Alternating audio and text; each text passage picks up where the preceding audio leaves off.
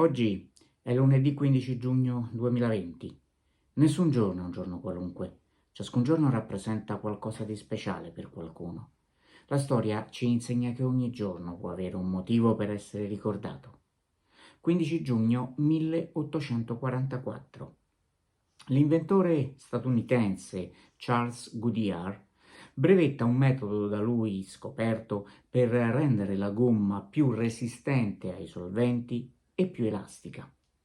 Si tratta di legare chimicamente al lattice dell'albero della gomma dello zolfo mediante riscaldamento.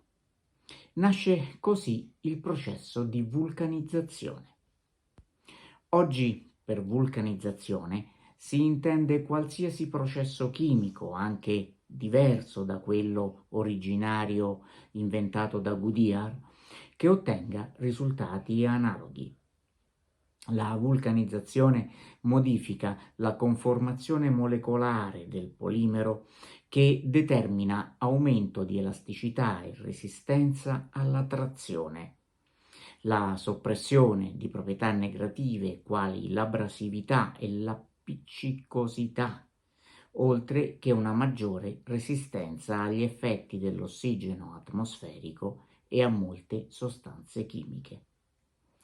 Il metodo è alla base dei procedimenti che ancora oggi sono usati per la produzione di pneumatici e oggetti in gomma.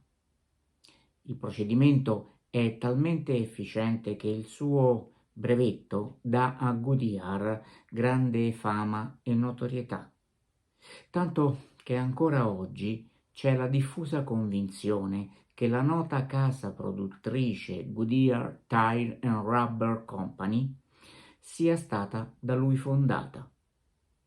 In realtà, per battezzare la ditta alla nascita venne usato il suo nome per rendere omaggio alla sua geniale inventiva.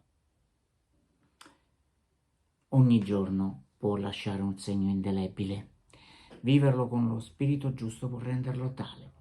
Secondo uno studio dell'Iowa State University, 12 minuti al giorno per esprimere gentilezza verso gli altri e insegnare buoni gesti e belle regole ai bambini sollevano il morale e rendono più felici.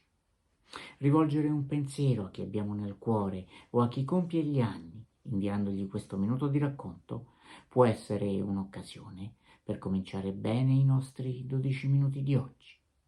Buona giornata.